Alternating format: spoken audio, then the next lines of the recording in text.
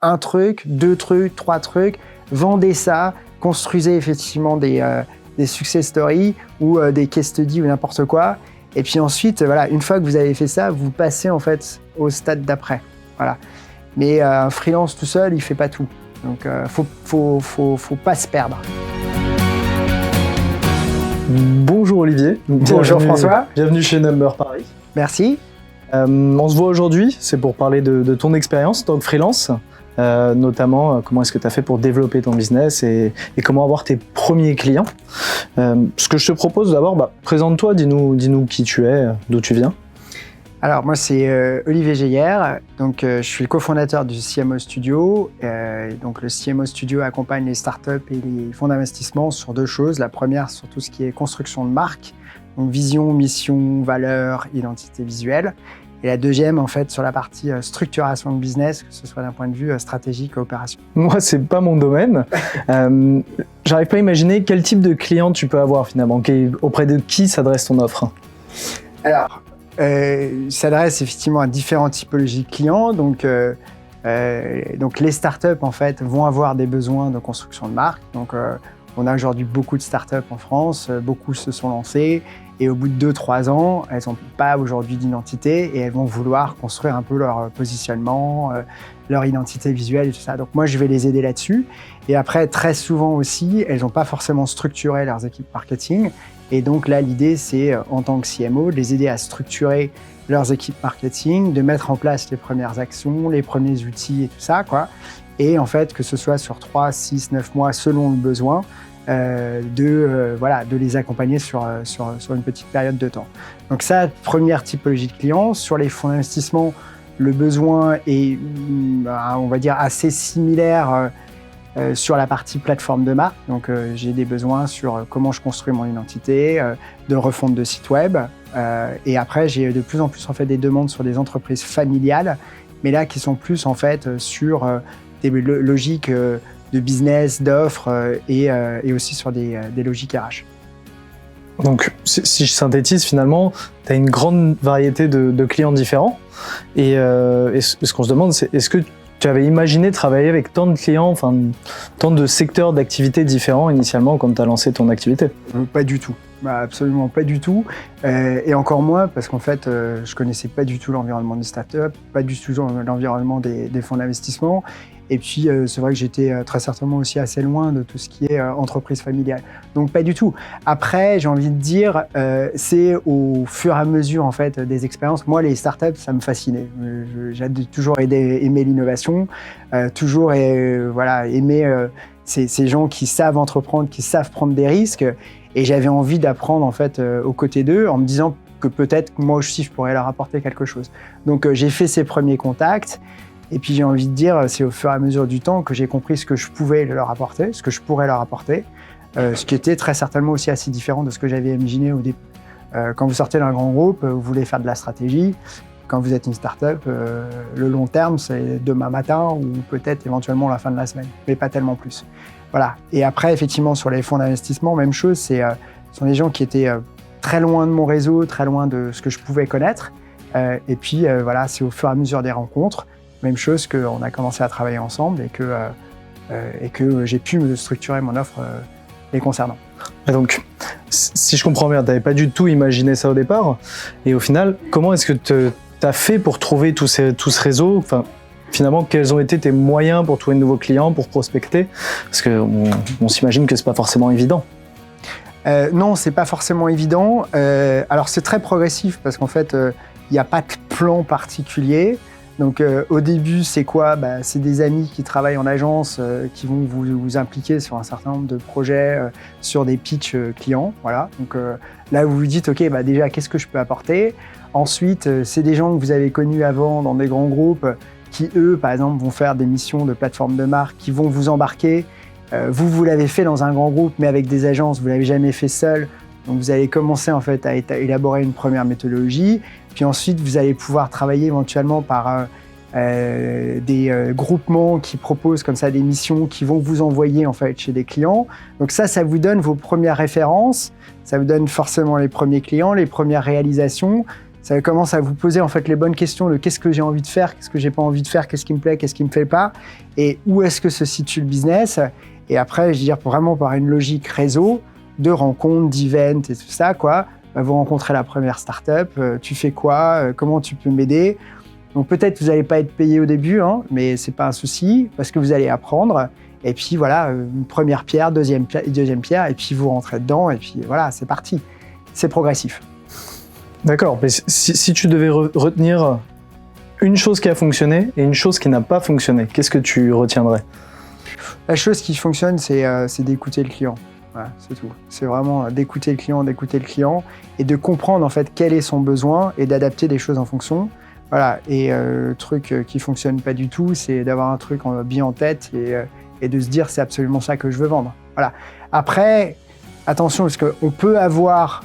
Moi, je pense que j'avais une vraie intuition sur cette notion de CMO, d'accompagnement en fait marketing. J'ai mis du temps à le structurer, tout simplement parce qu'en fait, c'était pas évident de vendre d'une certaine façon du marketing en boîte, hein, parce que c'est ça que je faisais. Et puis l'autre chose, en fait, c'est que pour faire du marketing en boîte, il faut beaucoup de ressources et les bonnes ressources. Et ces ressources, en fait, c'est pas je vais sur une plateforme, j'ai choisi, ils bossent pour moi. C'est vraiment ces ressources, il faut qu'elles aient de l'expérience, il faut pouvoir les tester, il faut avoir confiance, il faut avoir le respect du client. Donc tout ça, en fait, ça met du temps avant d'être éprouvé. Voilà. Donc c'est pour ça que j'ai envie de dire écouter le client, voilà, avoir des convictions et puis surtout essayer de développer quelque chose qui est différent sur la plate.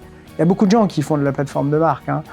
Après, la question, c'est vous, pourquoi vous et comment est-ce que vous l'avez fait et voilà. Donc, ce qui ressort finalement, c'est une certaine flexibilité. Exactement. Et exactement.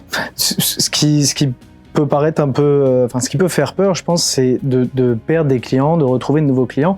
Et comment est-ce que toi, tu as réussi à trouver une certaine pérennité dans ton activité?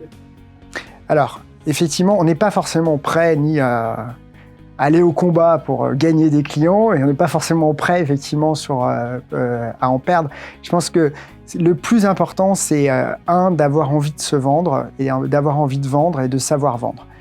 Moi, ce que je vois beaucoup chez des gens qui se lancent, c'est qu'ils n'ont pas envie de vendre. En fait, ils pensent que ça va tomber et puis ils se cherchent en fait plein d'excuses pour pas aller vendre. Et à un moment, si vous voulez être indépendant, faut y aller, quoi. Donc ça, c'est extrêmement. Encore une fois, ce qu'il faut, c'est avoir envie de vendre, savoir vendre. Donc ça, c'est extrêmement important parce que si vous faites pas ça, en fait, vous n'allez pas trouver de nouveaux clients. Après, le point aussi, c'est ne jamais s'arrêter de prospecter.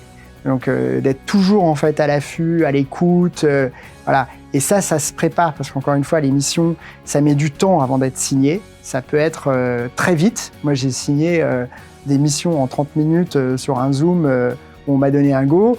Il y a des choses en fait qui ont mis quasiment 6 mois ou 9 mois en fait après. Donc il faut avoir cette envie de prospecter en fait en permanence. Et après, je pense aussi en tant qu'indépendant, ce qu'il faut réussir à faire, c'est à créer cette récurrence. Ce qui n'est pas évident, mais créer la récurrence, c'est dire comment est-ce que vous arrivez à travailler de façon régulière avec des clients qui fait que vous n'êtes pas tout le temps en train d'en chercher de nouveaux. Voilà. Donc je vous donne un exemple sur la partie marketing. Le truc qui est hyper important et la récurrence, elle est dans la création de contenu. Donc en marketing, si vous faites de la création de contenu, vous aurez de la récurrence. Si vous faites de la plateforme de marque, vous n'allez pas la faire 10 fois dans l'année. Vous l'aurez fait une fois et c'est terminé. Voilà. Donc c'est comment vous positionnez sur des prestations qui peuvent être récurrentes et qui fassent que vous pouvez durer chez le client. Et donc tu nous dis finalement la prospection, c'est quelque chose du quotidien que tu dois faire tous les jours. Tu l'as fait toi-même ou tu l'as délégué à quelqu'un? Alors, c'est pas forcément du quotidien, la prospection. Et la prospection, ça ne veut pas dire forcément coucou, est-ce que vous avez envie de bosser avec moi? C'est parfois juste de l'écoute, c'est parfois du réseau, c'est parfois. Bon, ça c'est la première chose. Deuxième chose, oui, bien sûr, je la fais moi. Bien sûr. Et j'ai envie de dire, heureusement que c'est moi qui l'a fait. Parce que, encore une fois, c'est à aucun moment, si je délègue ça, je vais apprendre, je vais comprendre, je vais affiner effectivement mon offre, tout ça, quoi. Je sais qu'il y en a certains qui le font, qui délèguent, voilà. Je le fais pas, peut-être que je le ferai un jour, mais pas pour l'instant. D'accord. Et donc dans ce travail de prospection, est-ce que tu as des outils particuliers, des conseils à donner? Alors, conseil à donner, c'est déjà de développer énormément son réseau et sur différents types de canaux et de pas se dire à un moment, si une personne vous sollicite sur LinkedIn et dit voilà, j'ai envie de discuter avec vous, pas se dire ah ben non, elle va rien m'apporter tout de suite, donc je vais pas y aller. Voilà. Non, accepter des déj, accepter des cafés, parce que à un moment, peut-être qu'il va rien se passer tout de suite, mais il se passera quelque chose après. Voilà. Que ce soit éventuellement une mise en relation, que ce soit éventuellement une ressource que vous allez pouvoir appliquer, que ce soit peut-être en fait un client. Voilà.